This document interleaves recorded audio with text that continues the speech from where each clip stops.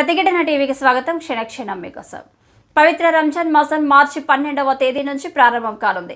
ఈ నేపథ్యంలో అన్ని ప్రభుత్వ శాఖల్లో పనిచేస్తున్న రెగ్యులర్ ఉద్యోగులతో పాటు కాంట్రాక్ట్ అవుట్సోర్సింగ్ ఉద్యోగులు గంట ముందే ఇంటికి వెళ్లేలా వెసులుబాటు కల్పిస్తూ ప్రభుత్వం ఉత్తర్వులు జారీ చేసింది. మార్చి 12 నుంచి ఏప్రిల్ 14వ తేదీ వరకు ముస్లిం ఉద్యోగులు సాయంత్రం 4 గంటలకే తమ విధులు ముగించుకొని ఇంటికి వెళ్లొచ్చని ఉత్తర్వుల్లో పేర్కొన్నారు. నెలవంక దర్శనం మరుసటి రోజు నుంచి ఉపవాస దీక్షలు ప్రారంభం కానున్నాయి. ఇస్లాంలో రంజాన్ మాసానికి అత్యంత ప్రాధాన్యత ఉంది. దివ్య గ్రంథమైన పవిత్ర ఖురాన్ ఈ మాసంలోని దివి నుంచి భూమిపైకి అవతరించింది. దీనికి ప్రతీకగా ఈ మాసంలో ఉపవాసాలు ఆచరిస్తారు.